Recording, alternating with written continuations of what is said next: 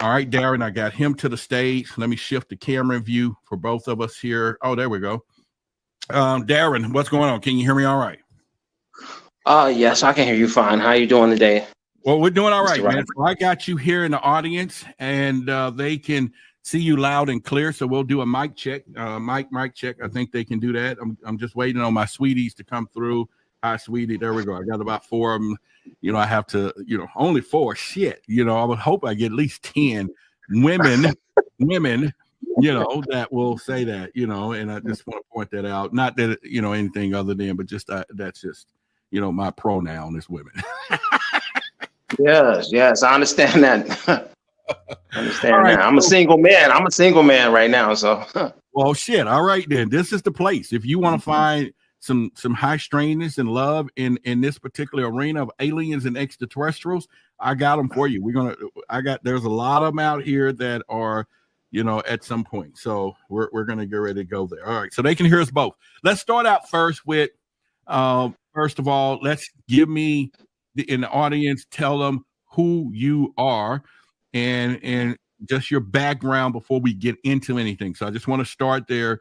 Give us your background, who you are, so they can authenticate your story. yes, my name is Darren Cubie. I am the son of Credell Jones from the music group the Chi Lites, best known for Have You Seen Her, Old Girl, Letter to Myself, Power to the People, and some of the remakes that became very successful from my father's group was like Beyonce's remake, Got Me Going So Crazy Right Now, which was remade from my father's song, Or You My Woman, that he led on that song. And MC Hammer remade Have You Seen Her. Beyonce went double diamond, and she became the first. Became her first double diamond record. MC Hammer became the first rapper in history to go diamond with the remake of my father's song, Have You Seen Her? They sold about 100 million records. My father tragically died in '94, homeless and destituted due to the level of exploitation that my father was dealing with, along with my mother and our family. All right. Well, condolences to you and your family from the Truth Seekers community. I speak for us on that point there. And all right, so you're his son, and you and your mother, you lived with him for quite some time, correct? And what's your father's name again? My father's name is Credell Jones from the Chi Lites. Okay. And Credell Jones. And what was his position there in the Chi Lites? He was the baritone singer, and co-founder of the music group the Chi Lites. Okay. He co-founded it, and he was a singer. He was a singer. Okay. All right. So we're going to set that up. I'm just going to dive right into this sugar honey iced tea. Okay. And, you contacted me through our email in our hotline. We had a conversation. And I will say this, first of all, when I first read the email, and then of course you called in, and I was blown away with the story. I even was to a point like, there is no way in hell that I'm going to put this out on the airwaves because of the implications of some of the things that we're going to get into tonight, the people that's implicated in this thing tonight, and just put that out there. But I said, you know what? This is not just for me. This is for our community. This is Truth Seekers. And I now look at it as a privilege to say, hey, we're going to talk about it out here, okay? Because there may be others who wouldn't touch it, who may just say, well, just ignore some of this stuff, right? And tried others for me, right? But this time, you're at the right place in the right time. So I'm going to start out first with what I do know we spoke about, and this is the alien connection to your family. And we will go into that first, and I'll just give you an outline. Then we'll later get into some of the satanic rituals. We'll talk about that tonight. We'll talk about even your trauma and things that you went through. Now, we'll forewarn you that I have a couple of questions. I have researchers. Nicole is one of our lead researchers, and as always, she does her due diligence when it comes down to conversations and things that we have. So I have a few things that she researched on and a couple other ones. And of course, we put that in. So we'll talk about that tonight too, so that you're not caught off guard with anything. But I do know that you are going to be open from there. So let's start with this alien first of all, how is your family, the Chi Lites, in your family, period? Chi Lites. Chi Lites. The Chi Lites. That's me. That's me. You know what? And let me get my disclaimers to my art. They know I have a grammar box over here to the left and a spelling box over here. If I misspell any words, they know they have unlimited use of this box. They can go in and pull in the letters and correct it if I mispronounce anything, because my community has this telepathy and they can hear things on their own in their mind. They heard me say Chi Lites, but they actually said Chi in their head. You better believe that. Fair enough. Okay. Yeah. No problem. All right. So let's just go with, take us back to the alien connection to your family first. Okay. Yeah. Well, from my youngest recollection, which I'm gonna say around 5 years old, my father, somehow his mother basically gave him several extraterrestrial devices, which was passed down from his mother, which was Native American, Black, and Puerto Rican. Okay. And so he acquired the extraterrestrial devices that he showed my mother and me, our family. He acquired that through his mother, and my mother was given that by my father, Credell, from the Chi Lites. And from what I gathered, it seemed to be a extraterrestrial holographic mapping device system that was used on spaceships. And what they did was similar to what you would have a camera on a core camera or a ship camera or just a security camera. This camera was used to do holographic mapping of planets, landscapes, and extraterrestrial planets and solar systems and galaxies, etc. And it was basically used as a way to map out and chart different world landscapes and different extraterrestrial creatures and humanoid individuals that they found on other planets that they visited. Okay. Now, first of all, then go ahead. And we also had what we have, which my father was given this by one of the Black Panthers leaders, I think from Chicago. Him and the Chi Lites, Marshall Thompson, Eugene Records, and Robert Lester, and my father, Credell Jones, was given these glasses similar to like Ray-Bans. They look like Ray-Bans. And he was given these glasses to wear, and it would give him the ability to see UFOs in the sky. And also, if you were to look through the glasses, you can actually see extraterrestrials, or you could see people that look like normal people like you and I. And these glasses they're like X-ray vision glasses that were used by, and let me tell you this, the Black Panthers got these glasses from the Secret Service. They had some defectos who wanted to help the Black Panther organization. And so what they did is they gave them these, if you notice that Secret Service men tend to use Ray-Ban type glasses all the time. They wear these sunglasses.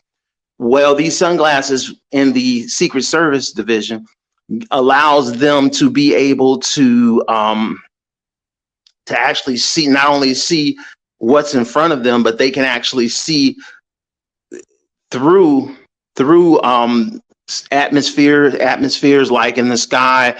If it was a spaceship that was in the air that no one else could see, and it had a cloaking device on it where no one can hear or see it with their naked eye, these glasses give you the ability to actually see through cloaking devices that spaceships and extraterrestrials use in order to cover their appearance here on Earth when they're in the skies. Not all the time. Some people see UFOs, but a lot of times there will be UFOs in the sky and no one can even see them because they have cloaking device technology. So the Secret Service had these glasses, and somehow I'm just assuming somehow the Black Panthers, which were people who were you know, involved with civil rights, and they were highly protective of civil rights. So what happened is my father and the Chi Lites became very good contributors and donators to the Black Panther organization throughout Chicago, St. Louis, and the Midwest. And one day, one of the Black Panthers members and leaders decided to share this information and technology with my father and the Chi Lites, because all the Chi Lites were there, along with my dad and the owner of the record company, Nathan Trainapo. They all were there, and were all given and shown these glasses. Now that's one thing. And then my mother had several other devices. She had a extraterrestrial panel. I'm assuming that worked in the guidance system of the UFO that we know of as UFOs. This type of device was used as a signature handprint control device that they would use to operate things like spaceships, doors, kind of similar to the retina technology that we have today, and the fingerprint technology. The device worked in a way that the extraterrestrial EBT would have to put their hands in the mold of this extraterrestrial panel column, which I think operated spaceships and other things. All right, so hold right there for a second. Yeah. So we don't get too far along, because my mind is racing. Yeah. First of all, we're talking about technology, you're talking about technology. You're talking very scientific stuff. Now, these are things that you saw when let me take the audience back to time. So we're talking about, you were 6 years old, right? And yes.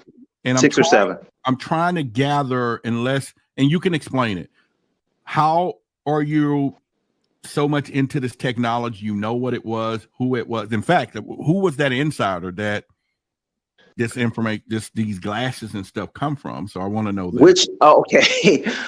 These were Black Panthers, who obviously CIA, you're saying? I'm thinking they were related to the Fred Hampton division in Chicago, Illinois. Oh, they were from his division. That's another story within itself. All right, so so what is it?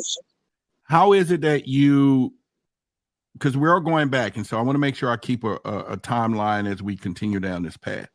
And we're talking about your mother had devices. We're talking about holographic things there. So let me break all of these up for the audience, and let's just go back to the beginning of this holographic machine. Now, where did this come from? Okay, this was an extraterrestrial holographic projector that dealt with taking images, holographic images, and you making these images into physical objects.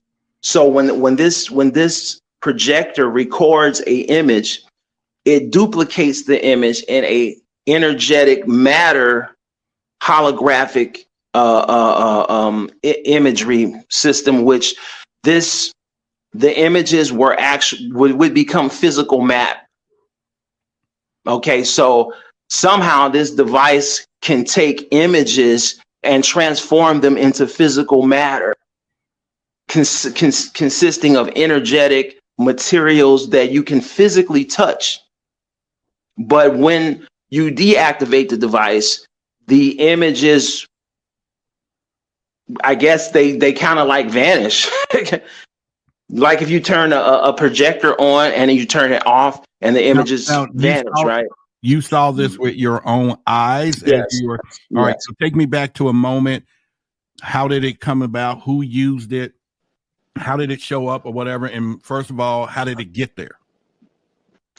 Okay, well, my father introduced this object to my mother, this extraterrestrial holographic machine. This was around 1981, 82, before we had good knowledge of technology involving holographic capability.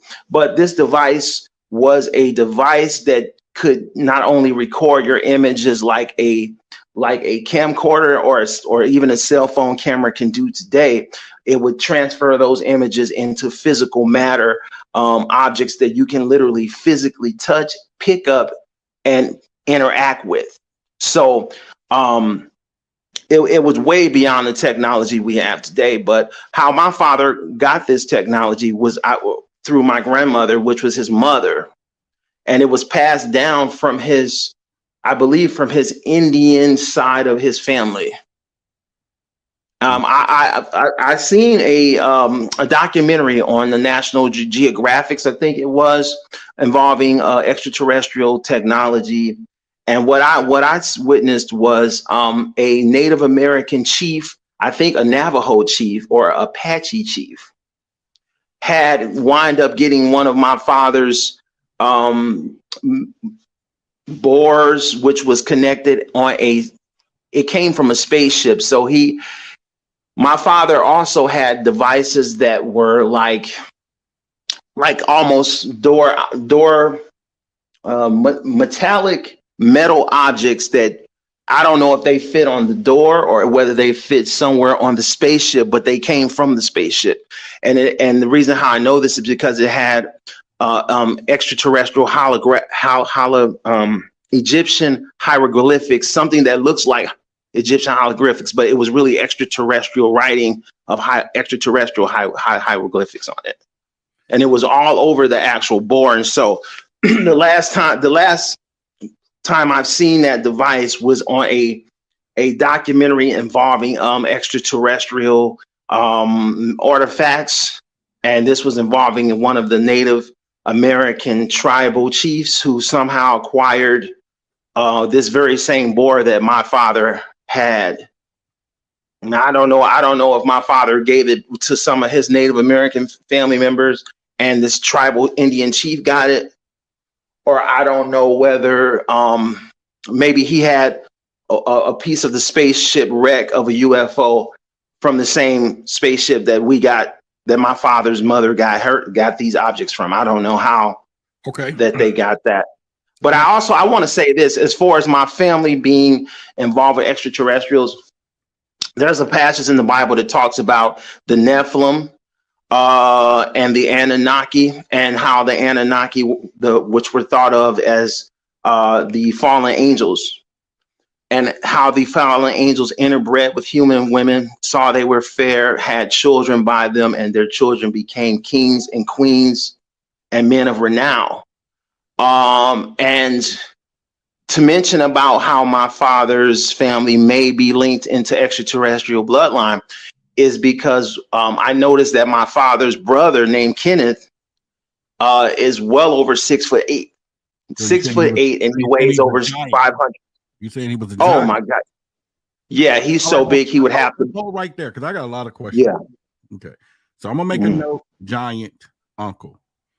And I also want to say this about my aunt. My aunt, this happened after a world tour. Yes, this happened after a world tour concert with my father and the Chi Lites and the Jackson 5 members, right? Michael Jackson and Jackson 5 members. They were doing a nationwide tour with the Jackson 5 in 1981-82. And then the Chi Lites continued to Europe and brought throughout the world and continued a world tour concert after the nationwide concert here in the United States. They continued their concert performances overseas. Hold on a minute. This is so much. You're getting ahead of me. I'm not trying to be disrespectful. I just want no. So that we can come back to all of those, but I didn't want you to move to another one, this one, because we're going to get back to the giant uncle. I want to thank everybody who's got your copy of the Book of Sacred Secrets. I've been getting incredible reviews on people and how this has been helping people today. This is something that you must have in your arsenal. This book is going to be life-changing for you. It's a downloadable copy, so you'll be able to print it up, print a sheet up, or whatever you want. Study it, take it to work, give it to someone, and maybe some in particular information. But this is something that you need in your arsenal. Go to the website. The link is right here in the description. It's also in the video as well. You got to get your copy of the Book of Sacred Secrets. And once again, it supports the community. True information is from the cosmos, from infinite consciousness that you need to learn and you need to have in your arsenal. I want to thank you guys for watching the video. Support the channel, and I look to see you on the next video. And don't forget, again, search for Roderick Martin. Come over to the YouTube channel so we can keep getting this information out. Thank you very much. I don't want to leave that hanging. I want to also, but what I would like to say this, though, because there's a lot of things that you're saying that I'm sure there's people out there. So first of all, I want you to go 2 places real quick here. One, kind of give the audience this perspective of how your memory of these things is so great at 6 years old. And then the knowledge of today that you're putting into this, so they can kind of bridge the gap, because you're talking not so much high level things, but you're bringing these things into fruition, but you're also seeing what you saw when you were 6 years old. So I want to kind of be able to distinguish between the two, or bring it together of how, because that would be anybody's speculation, how somebody this young could remember these distinctive details, as opposed to from hands to, you know, you put your hands in it, it's holographic, because you're speaking terminology today a little different. So go into that, and I got a request for you after that. Go ahead. Okay, well, I believe, well, I've always had a very good memory. I always had a high comprehension ever since I was a child. Most people don't believe that 5 or 6 year olds and 7 and 8 year olds have a comprehension to be able to understand what their environment is and the things that are going on around their environment. But I've always had that ability to be able to comprehend. But I intensified after my aunt drowned me. I did a research type of a research investigation as to, I wanted to know myself how my memory was so short like this. And apparently, when a child has a severe traumatic event, it can intensify their memory. It really intensifies the capability of their comprehension and their memory of what happened to them. Although I did suffer amnesia for a short period of time, but my comprehension has always just been very high. I just could understand things ever since I was a child very well. All right. So speaking of that child, I don't know if you know a lady named Barbara Lamb. She's a regression therapist. Okay. She can go back, and I would like to extend the offer, and I'll probably get donations from my audience to do so, because she does have a price tag and we wouldn't want you to pay it. Would you be open to having her do a regression on you? And then of course I will film it, and then maybe in another we can show it to the audience. Yes, I actually, I'm trying to get this camera right, man. I'm trying to yes, I would actually love to do that. Yes, I wanted to do it, and I'd be open to it, because there's so much things that I myself I remember a lot, but I can't remember the full amount of things as much in detail as I would like. So yeah. Okay, that's 100%. Cool. That's cool. And so did you know there's people in the audience who are saying that, you know, they can remember when they was born. So your memory of all that is a little different. So hope you guys can hear me okay. I did they were saying my audio was a little lower than yours. All right, so let's go back now. So we established the fact that you could possibly have been a childhood prodigy with memory. That's my humor. So you can laugh. I am funny. But I'll tell you this, though. When I was a child, when I was a little kid, right? And I'm talking about like when I was about 4 years old.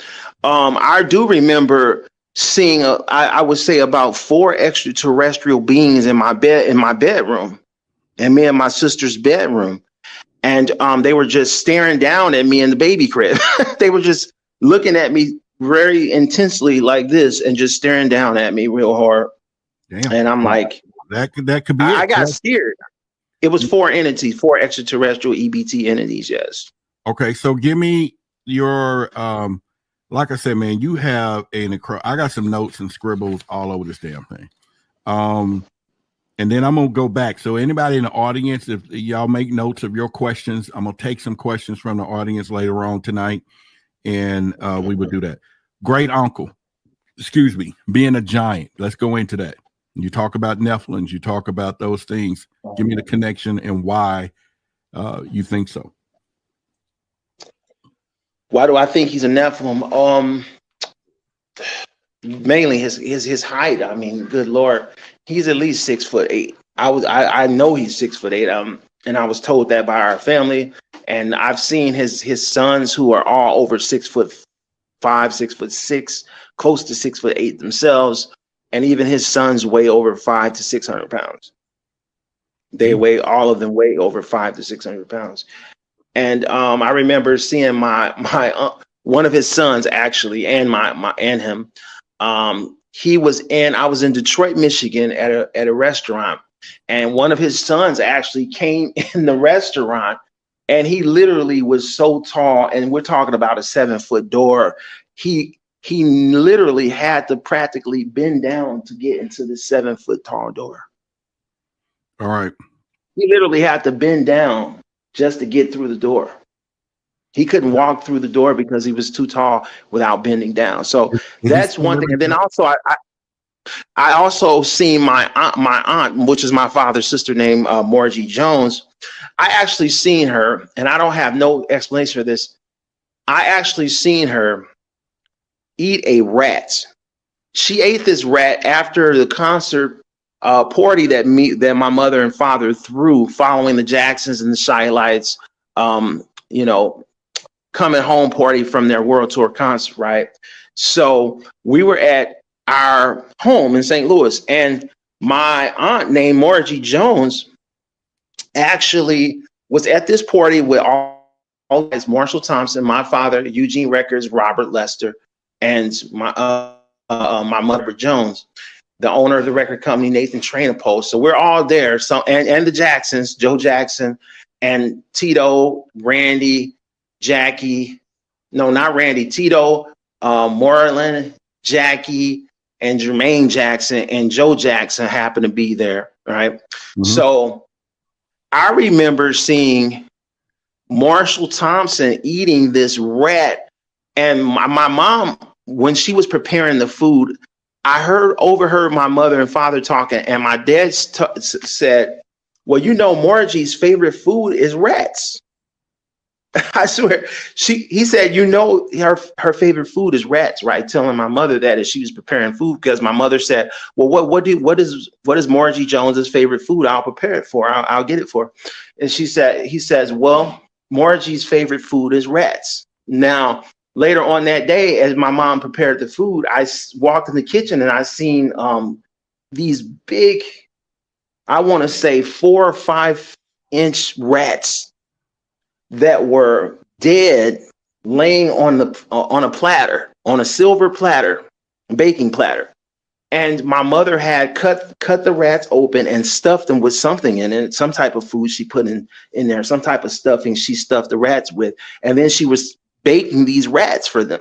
Later on that night, when they came to the party, I happened to see my aunt Morgie, I should say, eating these rats like you would eat shrimp or lobster or crab.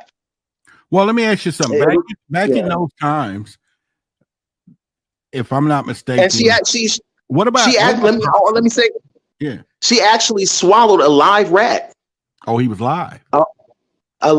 She ate the dead rats that were cooked, and then she also ate this live rat that had to be 8 inches long, and it, and the rat was alive. It was moving around, and when she ate it, have you ever seen a snake or a lizard reptile detach their jaw in order to swallow big prey?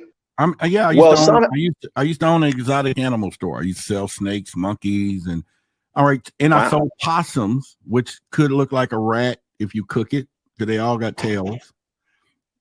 And back in that time, wasn't possums a type of meal that people were eating in the South, or Yes. Well, my aunt Morgie, this lady detached her jaw like you would a reptile, like a reptile snake detaches its jaw to eat prey. She detached her own jaw, and it opened so wide. It opened, I mean, wider, like 5-6 inch wide, wider than a human being's mouth, 6 inch wider than a human being's mouth would open. And I couldn't understand. I actually got scared. But she opened her mouth, her mouth up so wide and dropped, and she held this white rat that was at least 8 or 9 inches long. She held this white rat by his tail as she dropped the rat in her mouth, something like the movie The V's. Yeah. Something like you would see in a movie The V's. She opened her mouth so wide, and the rat was moving around trying to get out of her hand. And as she opened her mouth, she kind of swallowed this rat, and you could just see it moving around all in her throat, still alive, as it was trying to escape out of her mouth. It was just moving around in her throat. And I'm like, what in the world? Man, I mean, you know, I'm sitting here thinking, yeah, I mean, yeah, we can say reptilians all over this, okay? And yeah, and I'm gonna go down this genealogy here. This is your uncle, your aunt, all on your dad's side, right? On my dad's side, yes, sir. Which is your dad, and what about you? You have a taste for rats? I mean, you know what I'm saying? Oh, no, I never seen anything like that in my life. But no, I haven't never eaten a rat ever. But let me tell you this. I also want to say this, and I was researching this, and it brought back memories. In the entertainment industry, there's something called Satanism in the entertainment industry. We're gonna get that. And yeah, just hold that. Well, oh my God. Yeah, I want to kind of explain it. You know what I mean? Because people are not going to be able to understand. So, well, what I want to say is this: is that I witnessed my father and the Chi Lites and the Jacksons. Not only did they eat rats, they also ate dead babies that night. Okay, pause right there. It's in my book, Inside the Chi Lites Music. Should I explain it? In fact, let me put. Just hang on. I just have an outline I was trying to get so we can get, but and I understand time and all of that. And there's this book right there on top of the screen, the description, or there's a link in the description of the video if y'all want to order the book. And yes, I'm going to have him to talk about eating babies too, y'all. I didn't want to get too far ahead of a few other things that we talked about. The uncle, we went through that, the giant, but what I will do though, because of me being who I am and you being here, and if you do go wherever you're going to go from here on out, we're just going to follow along with you and we'll ask questions because there's so much. So it is your story, and I apologize for that. No. I just want to say it where people can understand it. You know, it has to, because if I just say, "Hey, I seen my family eating babies," they're not going to understand what I'm talking about. So, they're going to get to that. We go. You got to explain it. And most of these people heard your audio, so they're pretty much astute with, and they probably got questions from that, and that's where we'll do a Q&A later. All right, so let's back, and then we're going to get into satanic stuff, but I want to go back to not just this rat eating things. And you said you saw the Jacksons and they were there in this menu of rats and all of this stuff. What happened first to all of these artifacts, this holographic material, who has them? Because if it's so many of them, and well, shortly after. Oh, did you want to ask me some more information? Yep, and then I'm gonna ask a couple of I have researchers, like I say, Nicole. We have nursing and paranormal. We got a couple of people that research, and before we start getting into this real Jackson stuff and all this stuff, I want to throw a little background stuff out there, and you have an opportunity to answer that as well. But yeah, go start there. Where's all this stuff? Okay, so this is what happened after my mom took me and my sisters and our father over her mother's house in St. Louis, Missouri. Mm-hmm. When my mother took us over there, she brought like 3 of the devices, including the extraterrestrial holographic machine. Mm-hmm. And what she did was she was so excited that she had this technology till she wanted to actually show her mother. My mother's about 32 at the time. Mm-hmm. And she wanted to show her mother and her sisters and brothers what my father had just given her, right? So what happened is my mother decided to show my grandmother this extraterrestrial holographic machine. So she said, Mom, Credell gave me this device and I wanted to show it to you. So then my grandmother says, well, what is that? And it was a triangular shaped metallic object, which was about 2.5 feet high and about 1.5 feet long, or in width, 1.5 feet in width and 2.5 feet in height. And it was shaped like a pyramid. It was an extraterrestrial metallic object, triangular shaped like a pyramid. And it was metallic, like metal, gray metal. So when my mom touched the object on the side of it, it shot out these holographic extraterrestrial holograms. And the holograms that shot out of there was what you would call a interactive holographic entity. So when they shot out, what appeared was a gray extraterrestrial, and it shot out landscapes while this gray extraterrestrial stood next to it, explaining what the landscapes were. So it actually shot out an extraterrestrial by entity EBT, which had dark, big, giant black eyes and a typical extraterrestrial gray.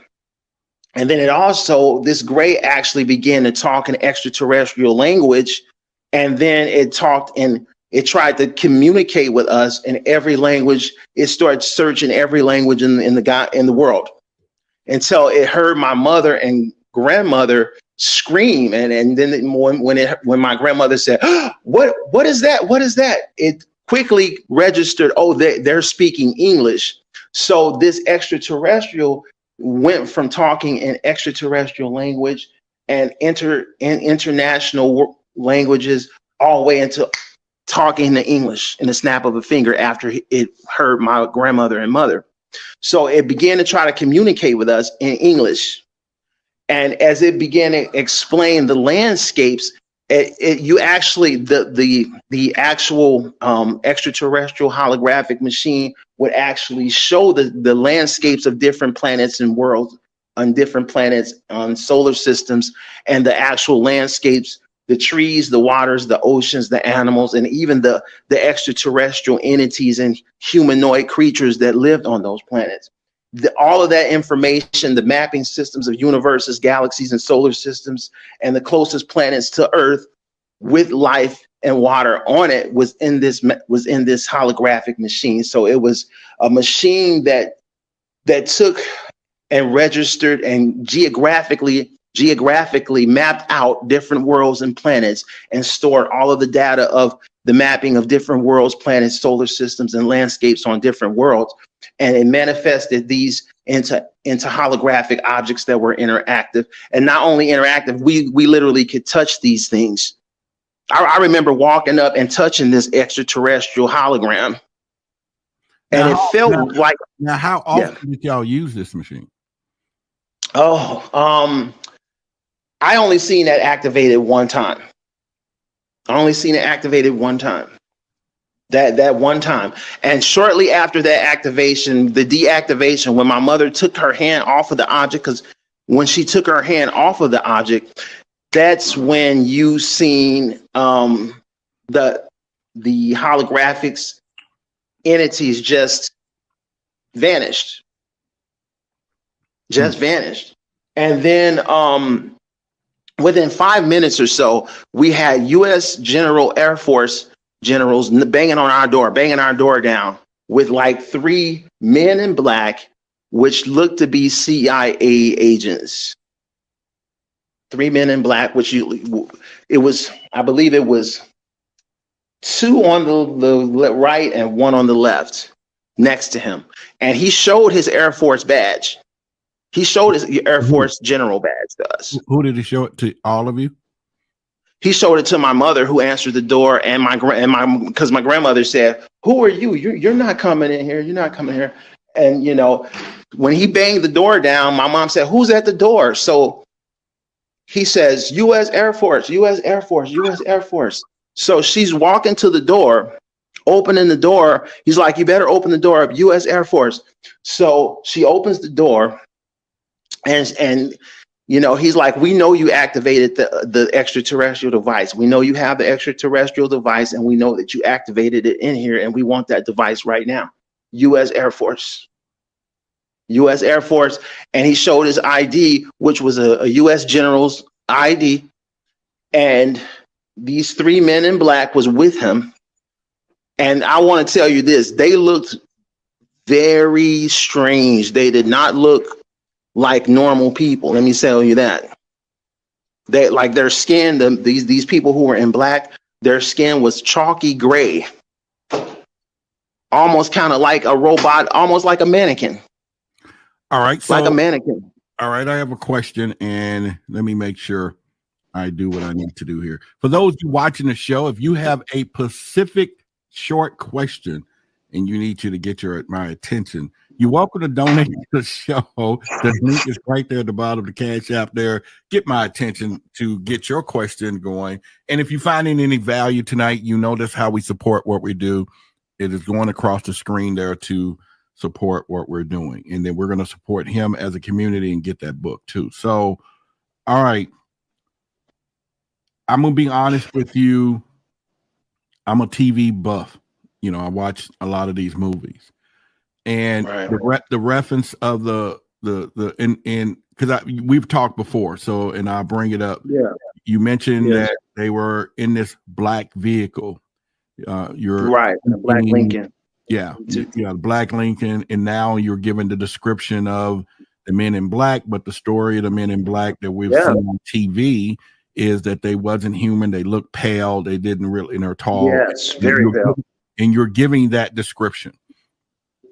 Right. Well, they had, they were very chalky. Like their skin looked to be plastic, almost like. All right. First of all, let me give a shout out to Netta. She says she just purchased your book. All right. So cool. Oh, well, thank you so much, Netta. I hope you enjoy that book. Yeah. I'm working on another book now on this. Yeah. That's good. And so where I'm going with this, what do we want to say to this audience? There are some out there that I want to thank everybody who's got your copy of the Book of Sacred Secrets. I've been getting incredible reviews on people and how this has been helping people today. This is something that you must have in your arsenal. This book is going to be life-changing for you. It's a downloadable copy, so you'll be able to print it up, print a sheet up, or whatever you want. Study, take it to work, give it to someone, and maybe some in particular information. But this is something that you need in your arsenal. Go to the website. The link is right here in the description. It's also in the video as well. You got to get your copy of the Book of Sacred Secrets. And once again, it supports the community. True information is from the cosmos, from infinite consciousness that you need to learn and you need to have in your arsenal. I want to thank you guys for watching the video. Support the channel, and I look to see you on the next video. And don't forget, again, search for Roderick Martin. Come over to the YouTube channel so we can keep getting this information out. Thank you very much. Maybe a little skeptic of this, thinking he's speaking from what he saw in the movie versus reality. No. Yeah. Well, first of all, my whole family was in the house. I mean, my grandmother was there, my sisters were there, my uncles were there, my aunts were there, my mother was there, my father was there. And when the U.S. Air Force general came down there, he had a briefcase with him. And he pulled out what you call a disclosure agreement. Mm-hmm. And he told mother and father that they had to sign this confidentiality agreement, which stated that they could never, ever disclose anything that the Air Force did and anything that they did at all. And everyone in that house had to sign a confidentiality privacy disclosure with the U.S. Air Force. Okay. All right. So My mother gave him that object, but she did not give him the. She did not give him that. all right. For some reason, we're getting a bad connection from you. Let me see. 'Cause you have moved around. You're in the same place, right? Okay. Yeah. For some reason, like she didn't give him the metallic bore object. She held out on that, and she didn't give him that panel that I explained to you about, that extraterrestrial metallic planet panel with the alien handprints on it, which operated the guidance systems, whether that be on a spaceship or whether that be some sort of mechanism, door, or some type of device that used fingerprint recognition, handprint recognition. So she kept that, and she kept the bore, the extraterrestrial bore. And the last time I seen that was on that documentary involving, like, I think it was an extraterrestrial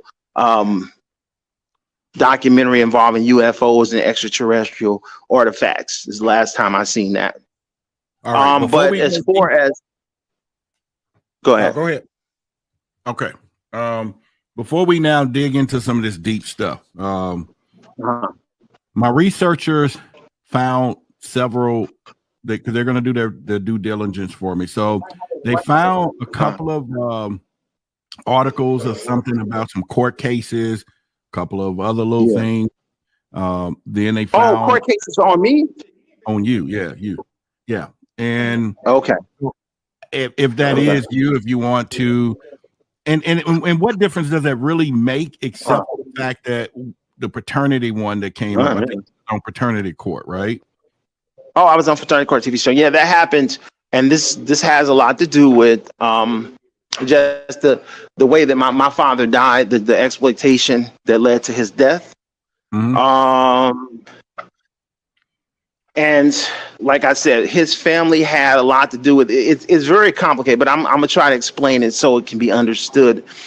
First of all, the Bible talks about, I want to go into the Bible with this. The Bible talks about the fallen angels, which were known as the Anunnaki, and the Nephilim were considered the children of the fallen angels, right? So it is to my knowledge that, as I described my uncle being a giant size, as I described my aunt eating those rats, okay, to my knowledge, that my father's sisters and brothers' behavior had a lot to do with evil and extraterrestrial activities. And it's the only way I can start it off so that people can understand what I'm trying to get to is that in the music and entertainment industry, Satanism rules in that industry. And the reason why people get themselves involved in Satanism in the entertainment industry is because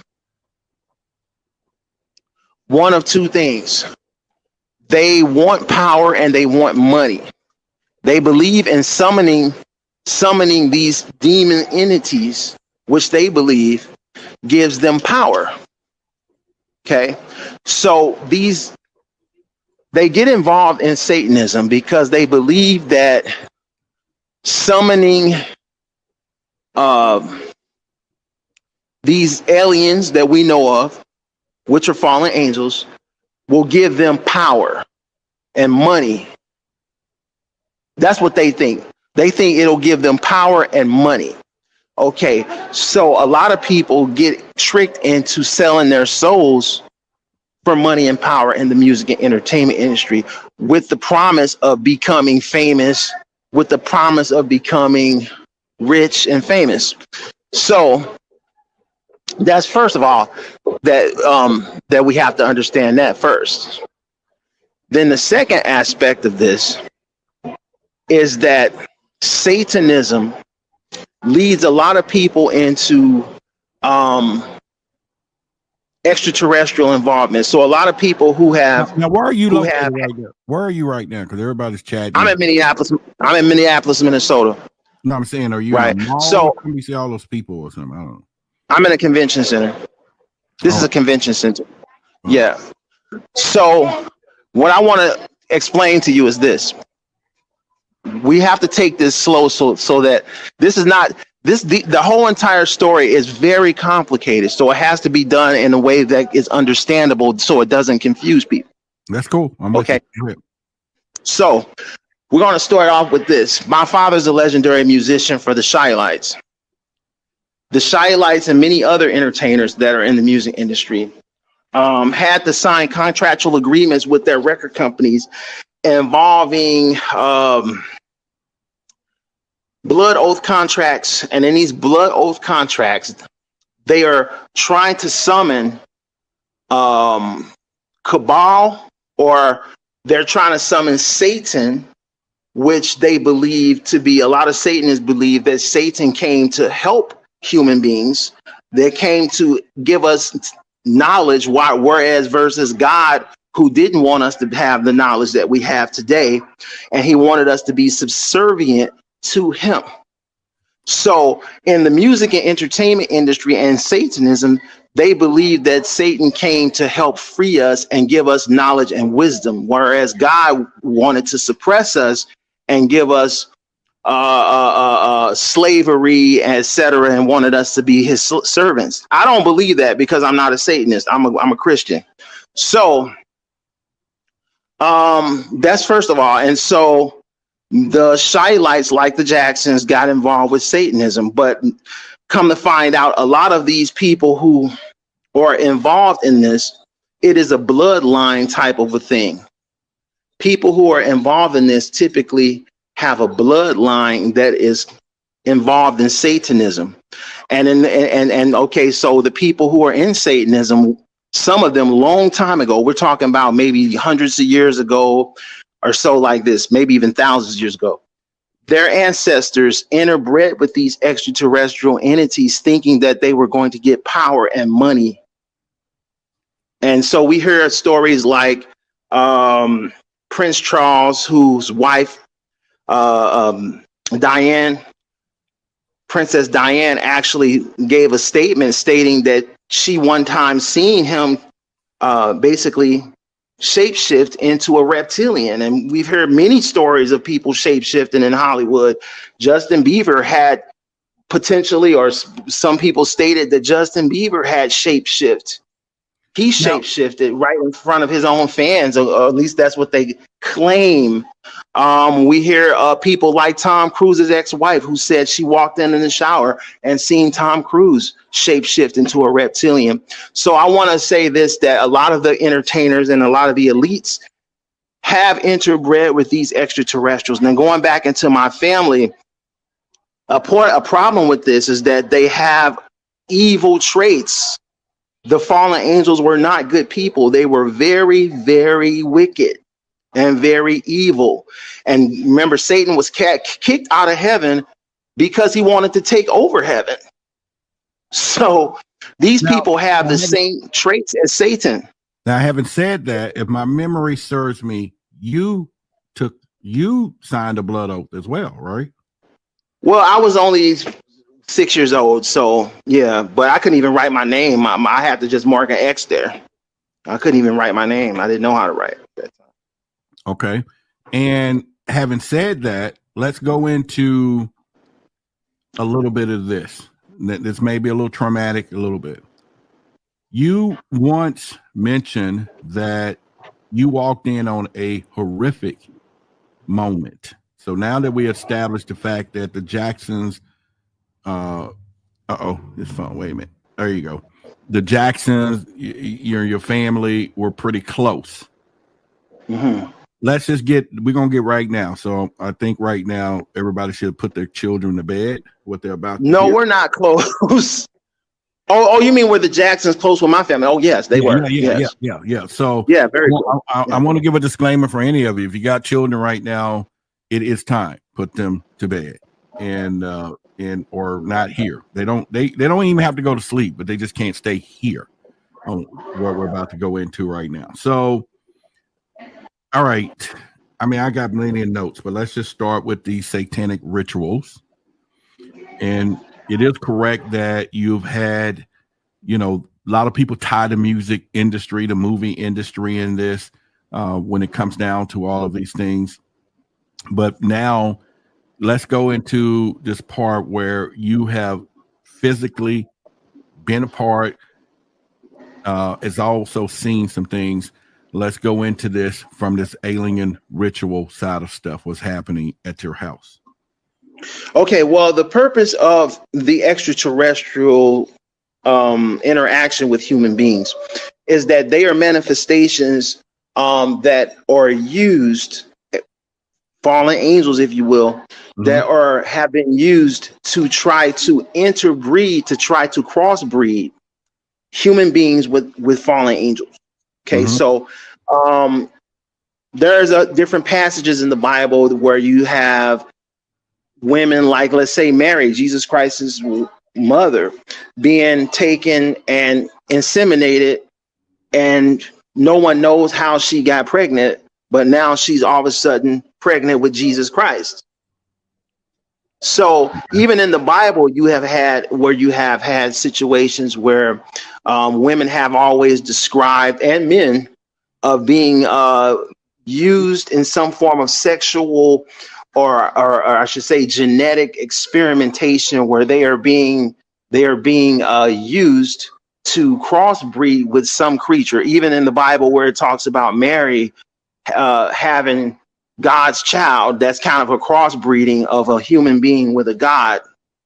So I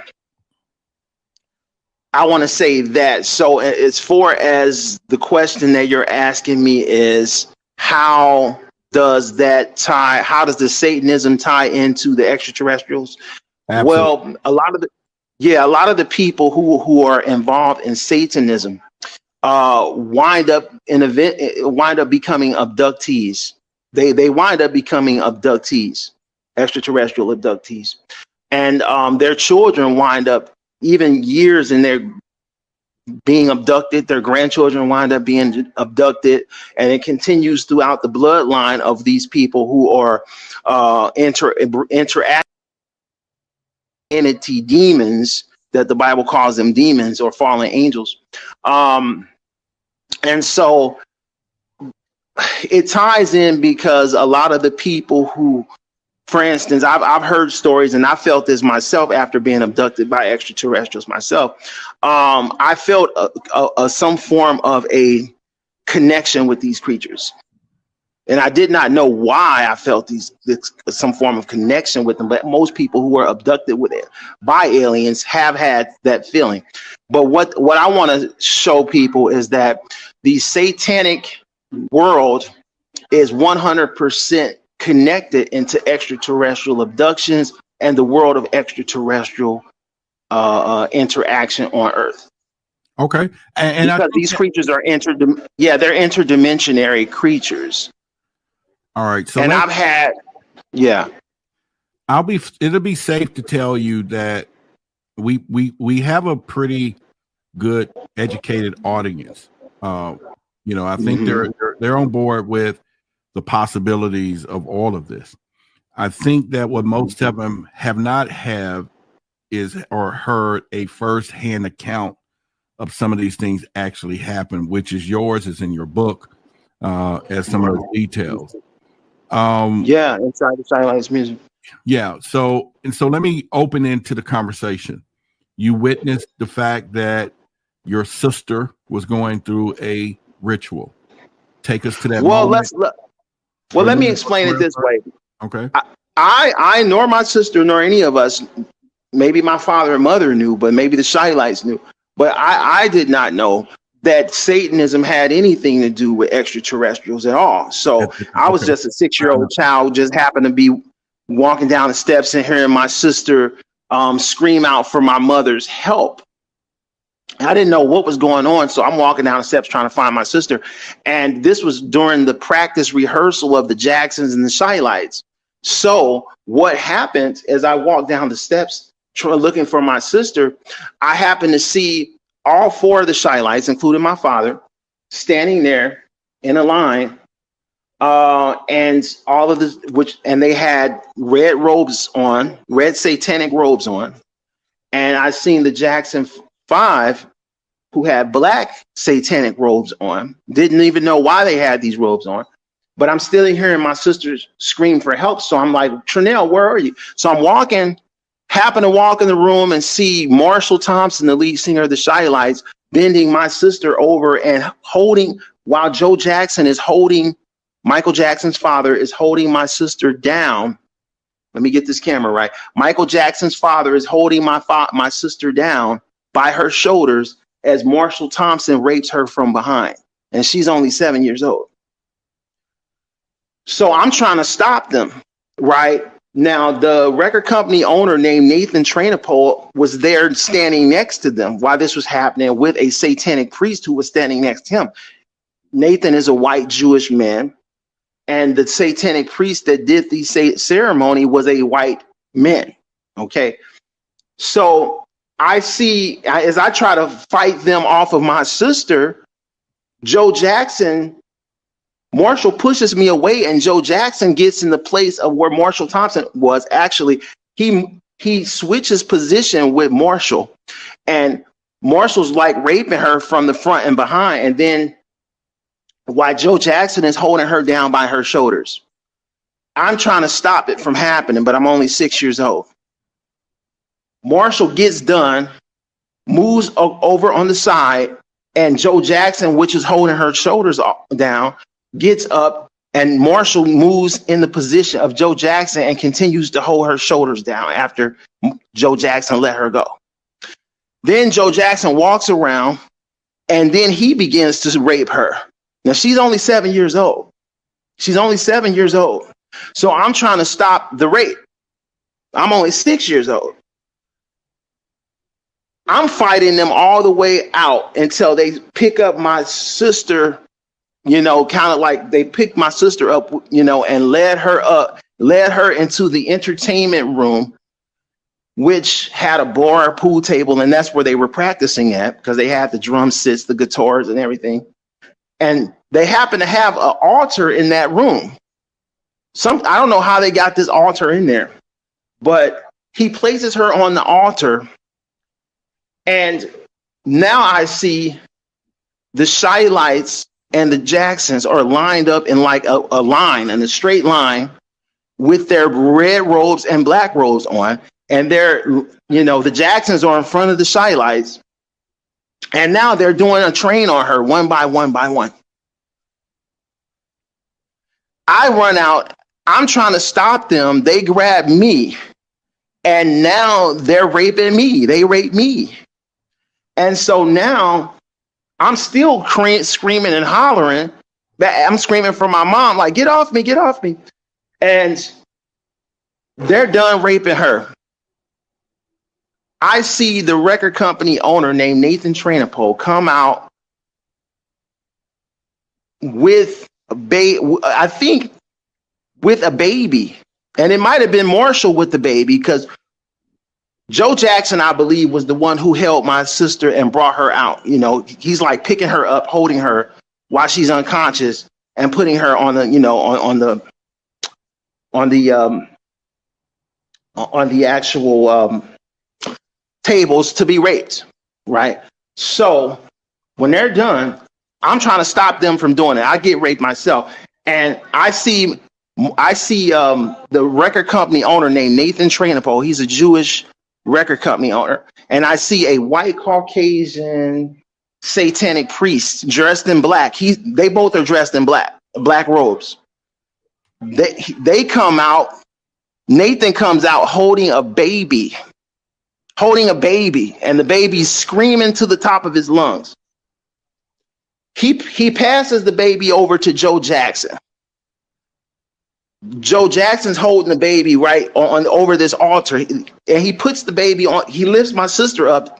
They took her and put her in, I think it was like a satanic store, like a satanic, I want to say a satanic pentagram in white chalk that they drew it on the floor. a big satanic pentagram witch's store on the floor. They take her, put her on this right in the center of this satanic pentagram store. She's naked, and they just put this little 7-year-old girl in the middle of the store. Now, at the same time, while they're doing that, they walk after that. Nathan comes out with this baby in his hand, and from what I recollect, Marshall Thompson took this dagger, and it might have been Joe Jackson, but they took this dagger and they slit the baby's neck. Literally, they literally slit this baby's neck from ear to ear. This was a Caucasian baby too, a white baby. And then they pull out this golden goblin type cup, and the baby's just screaming, and the blood is running out the baby's throat. It's dying. It's bleeding to death, right? So they collect the blood and put in this golden goblin with jewels, encrusted with jewels. And the dagger had jewels on it, and it was golden with jewels. And then they begin to pass it. They still not line. They get back in the line, and they're drinking the actual blood from this child that they just murdered. They bring out another child. Me and my sister, they put this dagger that they used to kill that child in my hand, and tried to get me to because I'm only 6 years old.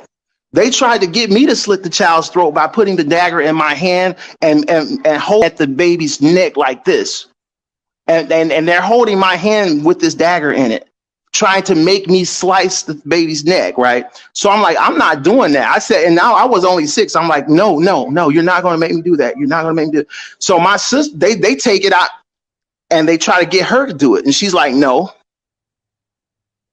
So we refuse to do it. Next thing I know, as I said, they sliced the child's throat and drunk the blood. And I'm screaming and hollering. And I wind up somehow getting out of that room, walking up the steps, trying to find my mother for help. I was looking for my mother. She's in the kitchen, and I'm looking at babies, at least 4 or 5 babies that are on the kitchen counter that the Jackson 5 had already murdered. Now, let's go with Jackson 5 real quick. Give me names. I didn't hear you. You said the names? Give me actual names. You saying Jackson 5. Okay, I seen 8 of them. Tito Jackson. Yeah. Tito Jackson. I seen Tito Jackson, Marlon Jackson. I seen Jackie Jackson. I seen Joe Jackson, and then I seen Jermaine Jackson. And I'm gonna tell you, the ones that stood in my mind the very most was Jermaine Jackson. Why? Because he and Joe Jackson and Marshall were they were more vicious with their rape. Wow. They were the more vicious ones. Right? Now, Marlon Jackson, Jackie Jackson, and Tito Jackson. Tito stood in my mind. Joe Jackson stood in my mind. And Jermaine Jackson stood in my mind. These 3 did. So Michael was. Although Michael came there, but I cannot. I do remember his presence, but I don't remember what he actually did because I want to thank everybody who's got your copy of the Book of Sacred Secrets. I've been getting incredible reviews on people and how this has been helping people today. This is something that you must have in your arsenal. This book is going to be life-changing for you. It's a downloadable copy, so you'll be able to print it up, print a sheet up, or whatever you want. Study, take it to work, give it to someone, and maybe some in particular information. But this is something that you need in your arsenal. Go to the website. The link is right here in the description. It's also in the video as well. You got to get your copy of the Book of Sacred Secrets. And once again, it supports the community. True information is from the cosmos, from infinite consciousness that you need to learn and you need to have in your arsenal. I want to thank you guys for watching the video. Support the channel, and I look to see you on the next video. And don't forget, again, search for Roderick Martin. Come over to the YouTube channel so we can keep getting this information out. Thank you very much. I was only 6. I remember him standing there, but I don't remember what he did. All right. So I got another question for you. And I have to ask, and just to give me today, what is your mental state today about all of this? There's nothing. My mental state is completely okay. This is why I want to give you people the understanding that you can't, with a story like this, you can't just go from here to here to here. You have to explain to people why this happened. Right. Who are these people that did this? Why did they do this? I sent a link to you involving satanic rituals. Okay. So a lot of people are not aware and don't know much about what satanic rituals or how it works or why they use it or what's the procedure in doing satanic ritual. But a lot of people who have been involved with satanic ritual abuse describe the very same thing. There's nothing that I've said that you can't look up yourself with somebody that has nothing to do with me on the internet, and they will describe in full detail the very things that I just described. There's nothing, and I don't know them from Adam. Yeah, I would like to say there's a girl. There's a lady named Mary Knight. Mary Knight, I think, is her name. She describes the very same satanic ritual abuse, and that it's not a mystery that people in the music industry worship the devil. That's. I mean, they came on the Grammy Awards in broad daylight, showing you that they worship Satan. Yeah, I want to for you. This is for you. And I appreciate it, brother. I appreciate you. I wish I did make this up. I really did. I mean, but it's. I tell you what, they keep so much control over people till nobody in the families of legendary entertainers want to ever come out of it. What would happen if the Jacksons saw this video or somebody sent it to them? And because you're naming names, you're not just. Yeah, I'm naming names. I'll take a lie detector test. You know what I would tell them? And I swear to God, I will tell them I will take a lie detector test in their face. Man, and if I lie, you can arrest me. They can sue me. I'll voluntarily check myself. I'll wager something to them. If I fail a lie detector test, I will voluntarily check myself at a mental institution. I will do it. You know what? Here's the deal.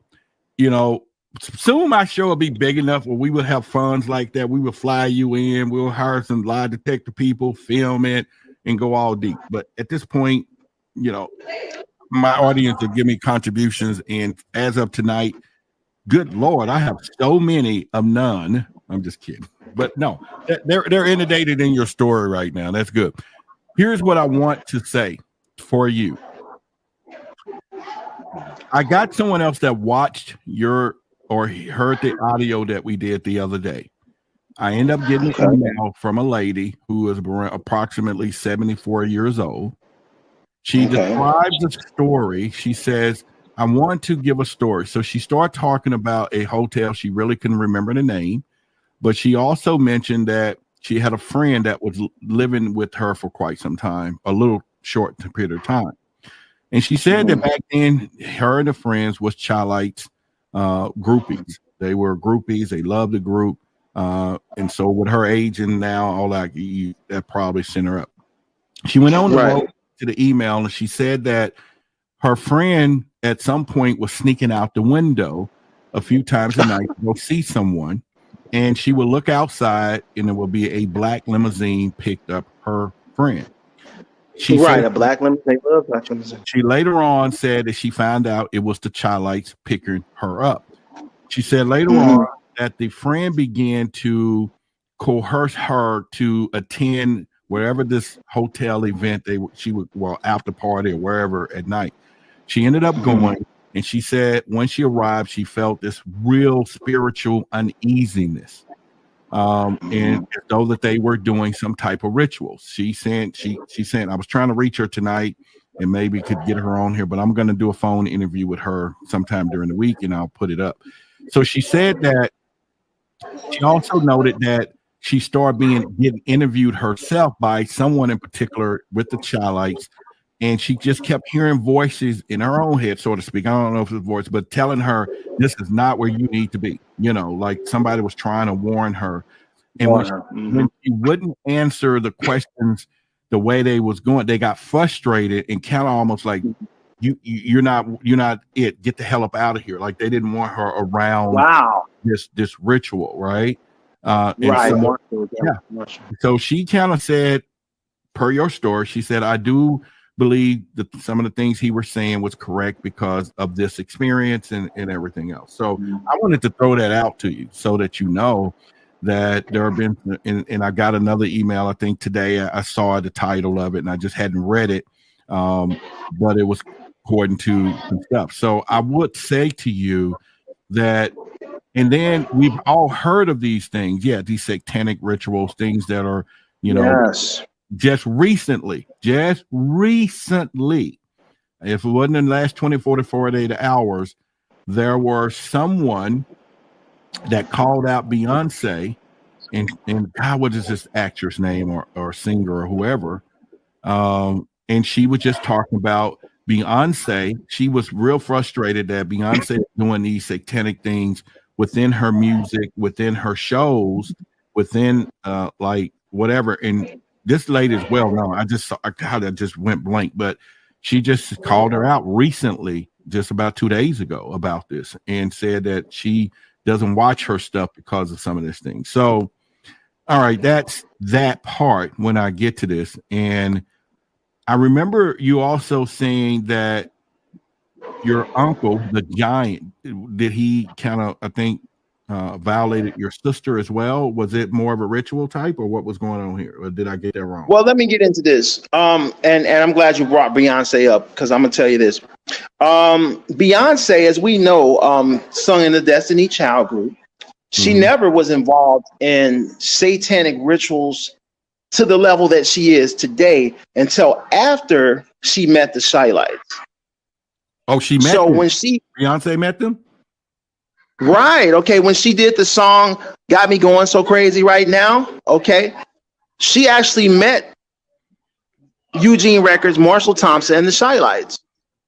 Oh, shit. Right. Right. She was introduced to the Chi Lites when she remade my father's song, Are You My Woman? And they used the back soundtrack of it to make Got Me Going So Crazy Right Now. She was introduced to Eugene Records, Marshall Thompson, Robert Lester. Okay, it wasn't until her introduction into the Chi Lites and Jay-Z, both of them, it wasn't until either one of them's introduction into the Chi Lites, okay, till they began to start worshiping Satan.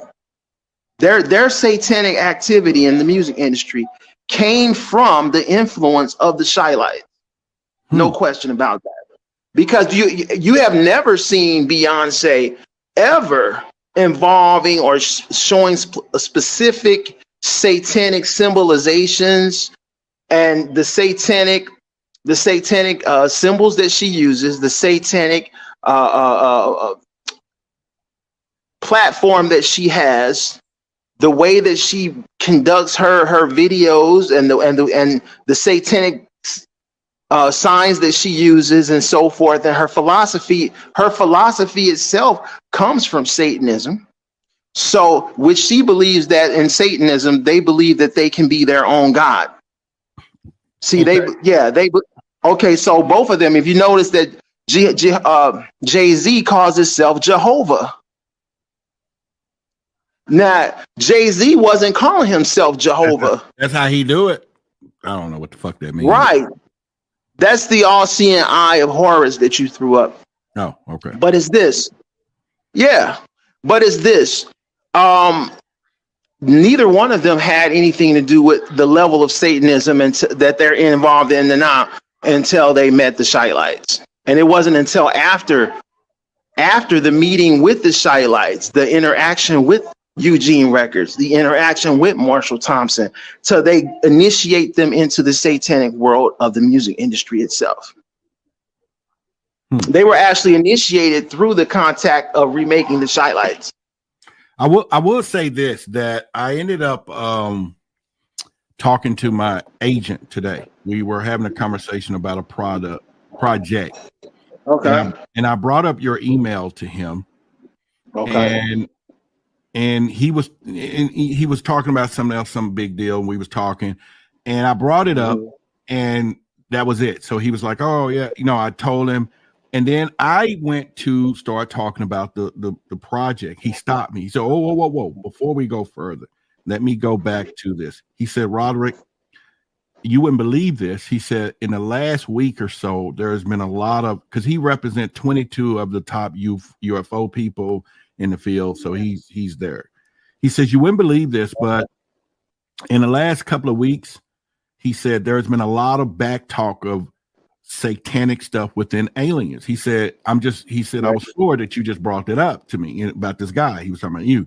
And then he says, well, the CIA there's things out right now saying that the CIA have been tampering or connections with entities, and were satanic entities, alien, whatever. And he said that there are a lot of conversations coming up about that they have opened up this gateway or something. But he talked about it today. Right. I'm really shocked, and pretty much. So I'm just giving you a little more things. Right. Yeah. That's why they sacrifice children. They believe that it's going to open up a gateway into the interdimensional gateway, which leads to other dimensions, whether that be, other worlds, other planets, other solar systems, other universes. They believe the sacrificial sacrifice of humans and animals, but primarily human blood, babies and human beings, will give them the manifestation of being able to open up these portals, which will allow these extraterrestrials that we know of as extraterrestrials, grays and aliens, it gives them a way into the physical plane of the dimension that we live in, the third and fourth dimension. Because in the Bible, it talks about God banishing Satan to a place called Tartarus, which is hell, is what we know of as hell underneath the earth, or in another dimensional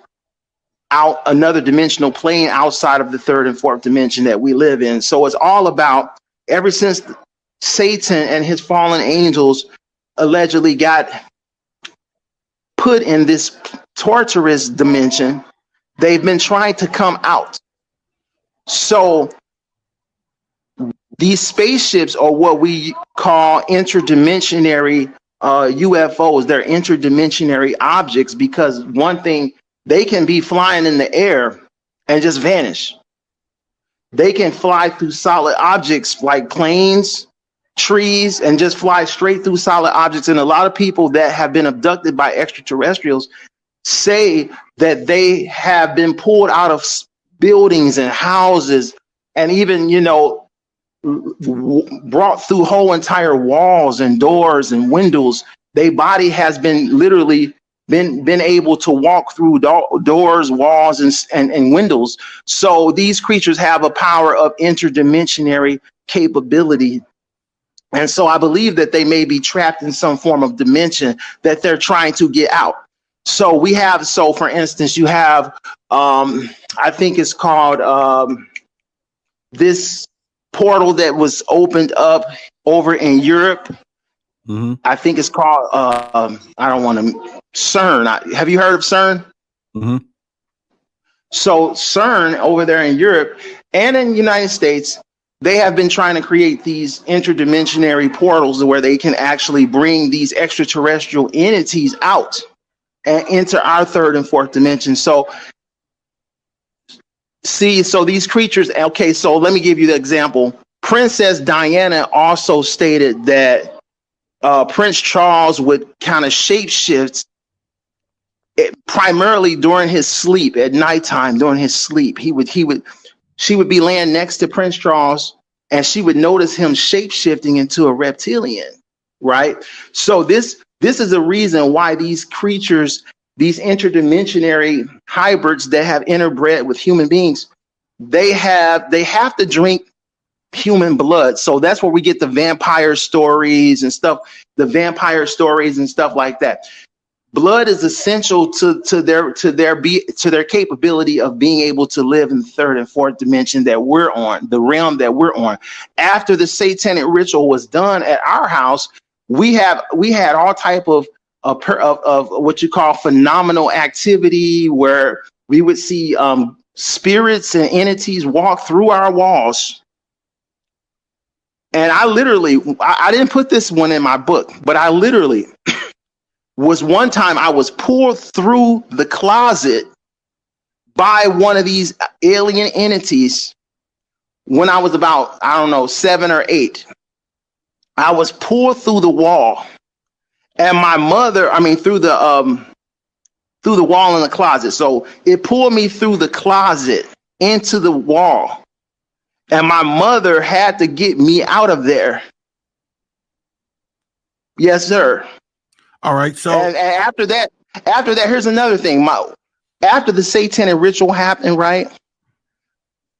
My mother went into the bathroom and she turned on the sink in the bathroom, and the sink water turned into blood. So yeah, into blood. And she ran into the kitchen and then turned the water on in the kitchen, and it turned into blood. So she turns the shower on and it turned into blood. Now, how old were you then? So I was about 7 or 8. And right. the whole entire tub filled with blood. The whole entire tub filled with blood. It was the day after that, my mother decided to get a priest and a minister to how shall I say this, to bless the house. They had to do an exorcism of the house itself, and when we left the house, they tore the house down. The neighbors complained. Our neighbors complained. Yeah, it does. But that's exactly what happened. That's exactly what happened after this satanic ritual. My mother was walking through the kitchen one night, and I was in the kitchen too with my sisters.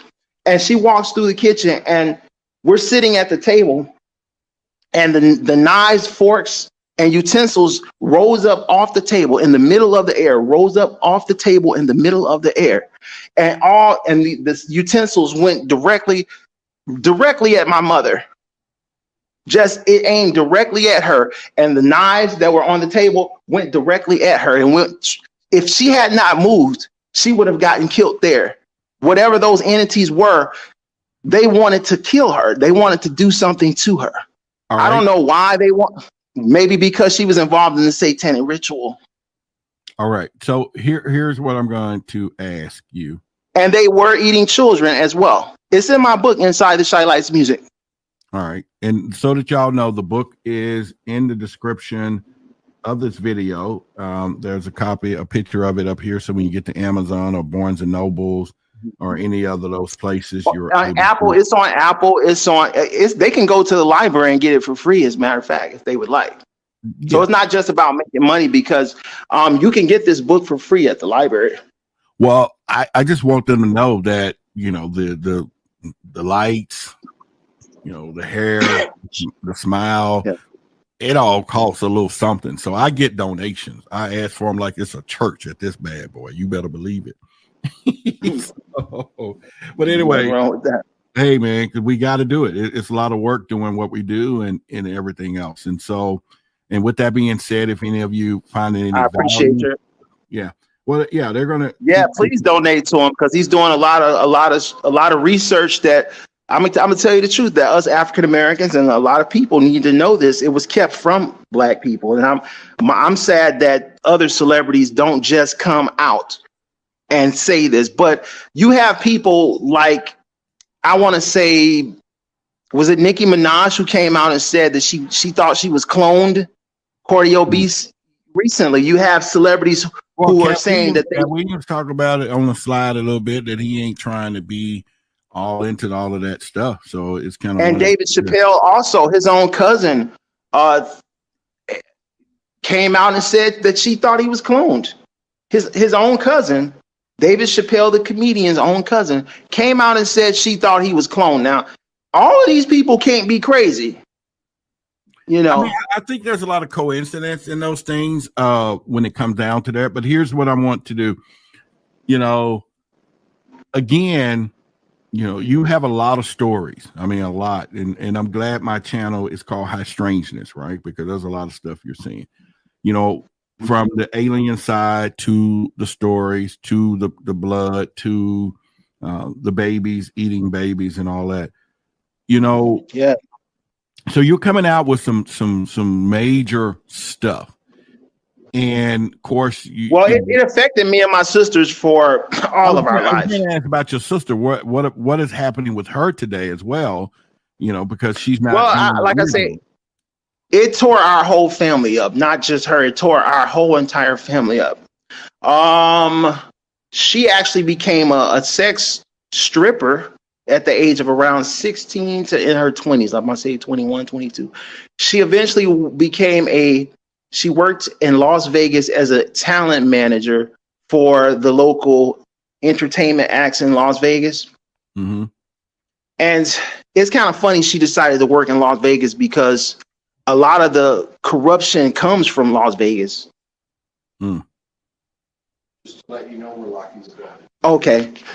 And a lot of the corruption comes out of Las Vegas. They getting ready? You got to get ready to go. They're closing up. Yeah. But yeah, you know, a lot of people say that the devil's playground is Las Vegas. I'm just throwing that out there, but a lot of people, it's kind of a coincidence. And then Marshall Thompson moves to Las Vegas. Following the FBI investigation that I mentioned in my book, Inside. Do we have time? Yeah, that I meant. Questions? Do we have time to take some questions too, or where are you getting ready to go now? You got to go outside. Where are you? I'm fine. You can. I can answer any questions. I'm fine. Okay. I'm thinking about opening up my call-in line. Yeah. But you know, I'm still trying to get some work done here on that, and I may do that. So then you can take some questions live. But I got to figure out a way to make this work the right way here. Right. Just give me a second so, here. like I was saying, I mean, Satan controls the entertainment industry. So it's no, it's not really a coincidence that she decides to move to Las Vegas, and really, a lot of them move to Las Vegas, and because they can protect the satanic world in the Hollywood. Mm-hmm. They protect one another. So a lot of the stories never get told because of the fact that they have the capability of protecting one another. Somebody gets caught, somebody's going to cover for them. It's the way it is. No, I'm with you. But anyway, she moves to Las Vegas, and Sin City. They call it Sin City for a reason. And my mother became a devoted Christian after that. Because my aunt and I'm gonna tell you what broke our family up that you were asking. My aunt Regina winded up after my dad established trust funds due to the IRS and FBI's investigation of Brunswick Records. It was suggested that my father open trust funds up and kind of put the money in those trust funds in order to protect it from the IRS seizure. So what happened is the 3.5 million was divided up between me and my two sisters and some of his other family children. Now there was a report that said he had 53 kids. Was that him? No, and I'll tell you what happened. My father, and they always make up a number, 32, 52. What happened is after my father opened these trust funds, that was $3.5 million in total. I was given a certain amount. My sisters were given a certain amount of that trust fund. I was given $300,000. My sisters were given $250,000 each, which was $850,000. Just that, and some was put up for his ex-wife's children, which was named Michael and Irvin and Dwayne. Now, and the illegitimate daughter that played like she never got anything, she was given a trust fund herself, and she knows that she actually told me she was given a trust fund. Then when we got on the show, she says, "He never gave us nothing." Totally lying. So, but the 52 kids stuff came from the fact that my father's brothers and sisters decided to try to declare my father as schizophrenic because they thought that would give them the ability to take over the trusteeship that he controlled over all of his children. So when he put the $3.5 million up in trust funds, he and my mother were the only solitary trustees. His sisters and brothers named Margie Jones and Kenneth and Marshall Thompson that I was telling you about that raped my sister, they decided, along with my aunt Regina, they decided to basically take over the trusteeship by declaring him mentally incompetent. So Marshall paid my aunt Regina and his sister to give my father LSD and PCP. Then after that was administered, I caught them doing it too. I seen her pulling the LSD and PCP out of a glass case, a glass bottle, like an oil bottle, and she put it an oil incense bottle, one of those clear little cologne bottles that you would buy at a mall or something. It had clear substance of LSD and PCP in it. She poured it in his drink, and then they called the ambulance and said he was going into a psychotic schizophrenic episode, right? Right. So, and so then I seen Marshall, as me and my mother went to the hospital with my sisters, I seen Marshall give the psychiatrist that was supposedly treating my father $50,000 in a brown paper bag, and told that psychiatrist, I want him to be declared schizophrenic. Wow. Okay. And gave him the bag of money. And he shook his hand and said, okay, that's fine. Literally. Right. Here's what we're gonna do. So let me explain. So these kids that you're hearing about are his nieces and nephews. Oh, not 53 biological kids. Okay. No, they're not his physical biological kids, but they may look similar to him because they are his sisters and brothers' children. Okay, you see what I'm saying? So they wanted to declare him mentally incompetent to take over the trust funds. And then after they tried to do that, they used their own children to pretend like they were his biological children because they're his brothers and sisters. They said, well, we got the same DNA anyway. We're his brothers and sisters, so our children are going to have the same DNA as him. Okay. So here's the example. Right, here's the example of what I'm talking about, right? There's a guy, I don't know if you've seen the Fraternity Court TV show, Second Appearance, with my half sister and brother on there. There's a guy on there named Triplet that looks nothing like my father. Looks nothing like him. Nothing. Not even a skin color. This guy obviously is a nephew. He could not be a direct son of my father and look the way he looks. Okay, so, but by the fact of him being a nephew, he still has some of the DNA of my dad because my father's sister and brother, that they're his children. He's the children of one of my father's sisters or brothers. He comes on Fraternity Court TV and pretends like I'm the illegitimate son of Credell Jones. And what kills me about it is Lauren Lake knows this man is not his child. She knew that. I told Lauren Lake, I said, why don't you do an investigation on them? I said, why don't you do an investigation on them? What we need to have is what you call a investigation, a genealogical investigation on who this man is. Who is his mother? We don't know who his mother is. Who is his mother? Who was his grandmother? And I guarantee you, if we were to track down his mother and his grandmother, they're going to be the cousins of my father or either his sisters and brothers. Okay, here is what we're going to do. Just hang on with me for a second, okay? So I challenged them to do a geological investigation on that man. And I didn't mean to set anything off if I did. No. Yeah.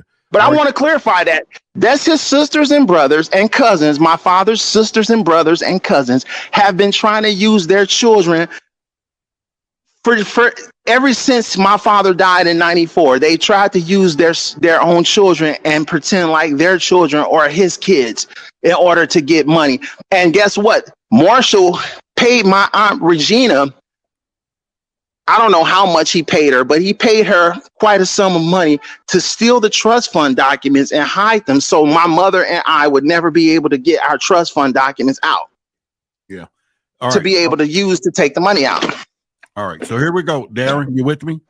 And then she winds up forging my father's and mother's name on the trust fund, on the trusteeship document as well. All right. So he paid her to forge names and everything on the trustee documents. And then he also. Oh, shit. All right. So I'm going to put a thing in the chat, see if someone hop on with this, if they just have a question for you. Oh, shucks. Hang on, my bad. All right, there we go. Hang on, my bad. Okay. All right. If you got a question, there is a link in the chat. You can hop in here and talk. Make sure your camera's on. Make sure we can see you.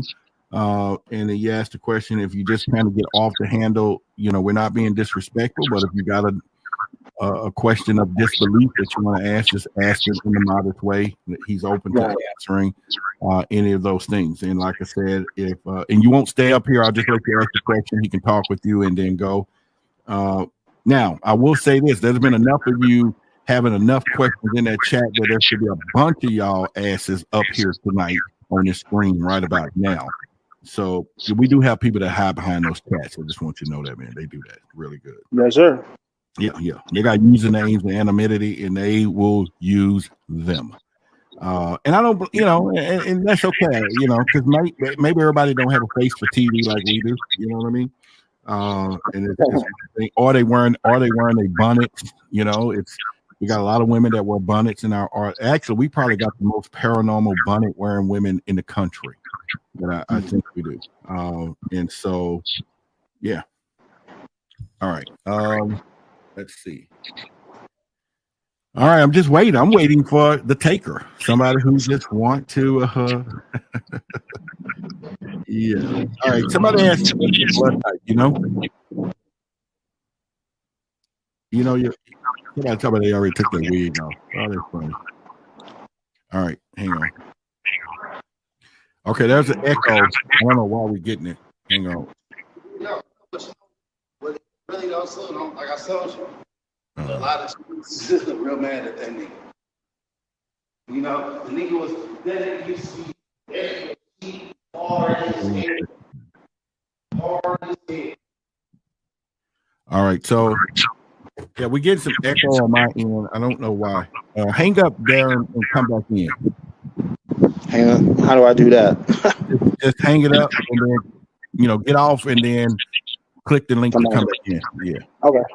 All right. And maybe you got a speaker or something. I have you is where it's coming from.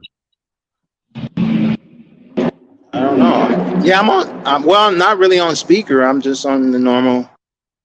Was it the same? Okay, as before. So yeah. All right, hang on a second. We got somebody calling. 1 second. All right, so we have a call in. How can I help you? I thought we can hear. Hold on 1 second. Let me see what's going on. Okay, there you are. Go ahead. Am I live? You goddamn right you live. Hey, everybody. Hey, Darren. How you doing? Nice to speak with you. I just want to say, first of all, that you are a brave soul for coming on and telling your story. I truly appreciate you. Oh, I thank you so much. I had a few questions. So my first question is, has anyone from any of the families that you mentioned specifically, have you been approached by anyone since you put the story out there? Yes, very much. And, I mean, what was the reaction, or how did that go? Okay, well, there's a cousin named Justin Riviere, my father's son named Justin. The sister that's named Margie Jones, that's her son named Justin Riviere. He approached me with his sisters, and they kind of, when they first tried to say something, they really didn't want me to know who they were, because I never spent a lot of time with them, in my life. So I couldn't, off the flip say, oh, that's my cousin for sure. But I knew he looked very similar to my father. Okay. So I knew it was some sort of relation there.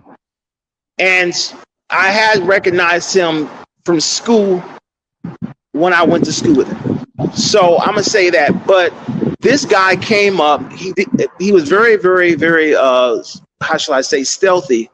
He did not want me to know anything about who he was or what he was trying to do. And I wasn't sure if this was because of my trust fund or if this was because, you know, maybe they're trying to embezzle the money out of the trust fund, or maybe they don't want me to talk about this, or maybe it's both of them. I don't know. But ever since one day I walked up to him, I said, do you know somebody named Credell Jones? He said, oh yeah, that's my uncle. I said, that's my dad. And he said, I said, is your mother named Morgie or Mevelina? He said, my mom's name Morgie. I said, okay. So after I let him know that I knew who he was, because he wasn't going to tell me on his own, right? So I had to walk up and let him know that I knew that's who he was. And then he says, I heard his sister tell him, oh, Justin, you wasn't supposed to tell him who you were. We didn't want you to know. We didn't want him to know that we are his cousins. So she says, you're going to have to leave now. You're going to have to leave now because he's going to start asking about his trust fund. I'm going to start asking about what happened to my trust fund, or did they know anything about it, right? So then I hear her quickly tell him, oh, well, you know, tomorrow you have to leave so he doesn't ask you any questions. Okay, now following that, I began to become gang stalked by Justin and the very same sisters that told him to leave. I moved from California to Detroit, Michigan. And when I moved to Detroit, he winds up renting one of the rooms out of the house right next to me. Then I began to be gang harassed, threatened. They threatened my life. He said, if you stop investigating what happened to your father and stop investigating what happened to your trust fund. And if you, I want to thank everybody who's got your copy of the Book of Sacred Secrets. I've been getting incredible reviews on people and how this has been helping people today. This is something that you must have in your arsenal. This book is going to be life-changing for you. It's a downloadable copy, so you'll be able to print it up, print a sheet up, or whatever you want. Study, take it to work, give it to someone, and maybe some in particular information. But this is something that you need in your arsenal. Go to the website. The link is right here in the description. It's also in the video as well. You got to get your copy of the Book of Sacred Secrets. And once again, it supports the community. True information is from the cosmos, from infinite consciousness that you need to learn and you need to have in your arsenal. I want to thank you guys for watching the video. Support the channel, and I look to see you on the next video. And don't forget, again, search for Roderick Martin. Come over to the YouTube channel so we can keep getting this information out. Thank you very much. yeah. Pretty much. All right, Selena, you got your question. Go ahead. So when I had asked the first question, it was in reference to like the big names. I know your family. I'm sure your family came to you and mentioned you, but I mean, as far as some of the big names that you mentioned, I'm just curious to know if any of those people. And another thing is, since you've experienced these ET encounters, but you more so mentioned them when you were a lot younger. Yes, yeah. Curious to know if you encountered anything since you've been older. Since I've been older, I will tell you that. Thanks for that question. That's a very, very good question. And my answer would be this: according to my knowledge, and according to my own eyewitnessing, I haven't really. I wouldn't say I had any encounters since the age of about, I want to say 7 or 8. And that's primarily because of the satanic ritual abuse that was involved. Because when people practice a lot of satanic abuse or a lot of satanic rituals, it is to invoke these entities that we call extraterrestrials or interdimensionary extraterrestrial aliens. It is to invoke them into our dimensional plane. So a lot of the reason why I don't think I've seen those creatures since is because my mother became a devoted Christian. She brought us up in church, and she got us away from the satanic ritual abuse that my father and the Chi Lites and his family was 100% involved in, and the Jackson family. I mean, because they are totally involved in satanic ritual abuse and satanic rituals. And when getting away from the satanic abuse, it gave me the ability to not have any more involvement with these extraterrestrial entities. But I want to tell you this.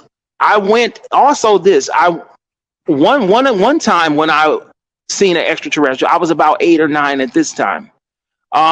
We were coming from church, and it was what looked to be a big cloud over our house. It was raining very bad, so we just took it to be, a cloud storm. And it happened to be a UFO right over our house. And where the rain, and it was a big cloud that was circumferenced the whole entire roof of our house. And it was not raining that much. It had stopped raining all around the house, but yet our house continued to get tremendous amounts of rain. So we didn't know why, but we had this big cloud over our house. And come to find out later that night, I had an extraterrestrial encounter where I seen this gray alien come down from this, what I guess it was a spaceship above the house. And I'm walking in the kitchen to get water. I'm sleeping, and all of a sudden I want to get up and get water. And I'm walking in the kitchen trying to get water. And here's this gray alien knocking on the window with his long fingers. And I mean long fingers that look like they're about 6 inches long. He's tapping on the window, and he's saying, with his eyes, not talking through his mouth. He did this telepathically. He's like, Darren, open the window up. Darren, will you open the window up? Now, this is an extraterrestrial gray alien asking me to open up the window so he can come in and abduct me or something. Now, this creature looked very scary. So at that time, the first immediate response is, this is some form of a demon. I didn't even know what an alien was other than ET at that time. So I'm thinking this is some form of demon trying to get me or eat me, because he had these very sharp teeth. Typical gray alien with big black eyes, bald head, and really sharp teeth. And what scared me the most is his eyes and his sharp teeth. Right. So I froze. I actually froze. I could not move. I don't know if the alien froze me some kind of way, or whether I was so terrified I just could not move. I might have been I don't know which one it was, but I couldn't move. So I say that to say this. I think these entities are 100% connected with Satan. My experience that night made me feel that way. And I even had further experiences where we went to church again on another occasion, and the very same people now check this out, the very same people that dropped us off when that spaceship was above the house and I had the alien contact, they came to pick us up on another Sunday too, to take us to their church. This time, now, what was we're coming back. Do you remember? I don't remember. I think it was like an evangelical church. Oh, okay. I want to, or a Pentecostal or evangelical, yes. And so they come to pick us up, and so they're taking us back, dropping us off at home, and this was a black woman and black man. Okay, so they're backing out of the garage and they're going home, right? So what we thought they were driving down the street. Come to find out, they wind up driving back into the garage area, into the driveway area, and tried to open our garage up. I remember this so vividly, man. And what appeared to be somewhat, have you ever seen the movie Cocoon? I think, is it called Cocoon? Cocoon? Mm-hmm. Well, they had these, I want to say, sea pods. If you ever seen the movie Invasion of the Body Snatchers, and the original movie where they had these sea pods, it looked very identical to that. Not exactly like that, but similar to that. They had these large sea pods in their hand, 2 of them. So the wife starts trying to put these seed pods in our garage. I'm like, Mom, what is she doing? Me and my sisters are like, what are they doing? What are they doing? And apparently they were putting these seed pods, and then they just drove off, right? So my mother said, what did they put in there? What did they put in there? Y'all come with me. Y'all come on with me and find out what they did. So we're following our mother. And next thing I know is that these seed pods are completely like turning into what looked to be like us. So these little seed pods, I would say they're about 5 feet maybe in length. They start turning into what seem to be clones of us. Yeah. So my sister starts screaming. My mother starts screaming. And I'm like, what's going on? And so my mother takes gasoline out of the garage and she throws it on these seed pods and lights them. That's another occasion. I have no explanation for any of that. Man, I don't know. Yeah. You, first of all, let me put up here before I go there. Hang on. All right, there's a copy right now. Y'all want to go to Amazon. You can go to Barnes & Nobles, iTunes, Apple. But there's links in the description of the video so you can get the book inside the Chi Lites. Inside the Chi Lites music. Inside the Chi Lites music. And yes, sir. Yeah. And I want you guys to support the story and pretty much doing that.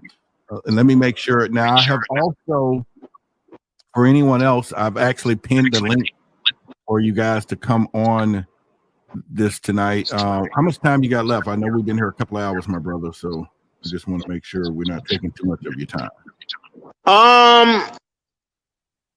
I guess I can go ahead. Go ahead. Okay. All right. So if anyone got any other questions or anything that you want to ask, now will be the last call for this alcohol. Okay. And so if you want to do that, it's pretty much, yeah. And we're going to do that. So I'll give it about a couple of minutes if no one say anything. And then is there anything else in the book that we didn't really talk about? You don't have to give it all away, but what else is in there that they need to know? A lot of organized crime involvement.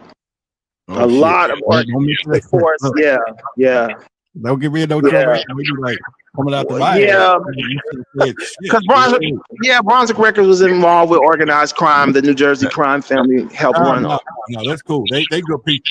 Organized crime is my friend. So they tried to kill my dad. They ain't the Jacksons. They come to your ass. They ain't the Jacksons. They don't Guido and all that don't have no relegation or coming. So I'm just not at all. Yeah, not at all. Guido, whoever Godfather ain't got nothing, don't take him out. They don't have no. Yeah, they follow orders or people die. It's just that simple. But either way, my brother, I just want to thank you, man, for coming. We're going to stay here a little longer as a group, and I'm sure that we'll talk a little bit from there. But, man, I appreciate your bravery, number one, for just being here and then also allowing us to hear your story. There may be some people think it's a little way out there over here and over there, but then there's people who understands trauma and know that you have been through some shit, right? And so... I'll gladly take a lie detector test. I have, but not only that, my sisters also were there and can vouch for that. And my neighbors, who when we were about 6 or 7, that we had so many UFOs flying over our house after the satanic ritual occurred. There were nothing but UFO aerodynamics. These spaceships would literally fly right over our house and do aerodynamics. And to the point, our neighbors called the Air Force to find out whether these were UFOs or whether these were United States, of America, some type of secret planes or something, because they were going so fast. Just there'll be one in one area, and like in a second they're way across at a whole nother area. Like, how in the world can they fly that fast and that quick and do those types of dynamics, zipping from one area within seconds all the way into another whole entire region? So they didn't know whether it was experimental aircraft from the Air Force or whether it was UFOs. But there are police reports. There are quite a few reports. We lived on Caroline Avenue in St. Louis, Missouri around 1981, 82, and that's Caroline Avenue. So all of our neighbors who lived on our street, 7200 block of Caroline Avenue in St. Louis around 81, 82, 83. If any of y'all hear this, call in or leave a comment or leave a comment on this and back it up, because you guys know we had a neighbor called, I think her name was Mrs. Green. And she literally called Air Force and the police to come out and do an investigation on what was going on with the aerial phenomena over our house. But it was really because of the satanic rituals that we did with the Jacksons and them opening these interdimensionary portals, like CERN, like the CERN, governmental CERN experimentation labs that we have that tries to open these portals up and let these entities in. But I myself believe it was because of the satanic rituals that kind of inducted them into our lives as much as that. And also I do believe, based off what I've seen from my father, that some of his family members may be involved or maybe have been inbred with some of these extraterrestrials as well. Hey, so I got a friend of mine. His name is Rob G. He has a YouTube channel called The Social Dig. I'm sure he can't wait to interview you. And if you're here in the chat, we'll set that up behind the scenes. Okay. Get the word out there. You know what I'm saying? Thank you. Yeah. Yes, sir. I appreciate that. Yeah, he just loves this, kind of stories. He's in the music industry, so I'm sure he will definitely love to touch on this. And so with that being said, man, I'm not going to hold you up. And I appreciate Thank you so much for inviting me. No, I appreciate you, answering the call, and now you're here, and I'm sure this is not the end of things. And as we go further, I would love to get us to, looks like we got, hang on one quick second. We might have one last question for you. Somebody's hopping in on my screen here. I just need. All right, Astra B, we don't see a face. So if you're not going to show your face, I'm not going to bring it up. Not right now. We can do audio, but turn your camera on and I'll bring you on the screen. But other than that, man, like I said, I appreciate you, and then we'll just kind of put it like that. And yeah, and it is a lot of talk about FBI and corruption, FBI and federal corruption within the government and FBI. Yeah. Well, I mean, it exposes corruption in the FBI, quite a bit of corruption in the FBI as well. All right, brother. Then we'll talk to you soon. All right. Yes, sir. Thank you. Thank you for inviting me.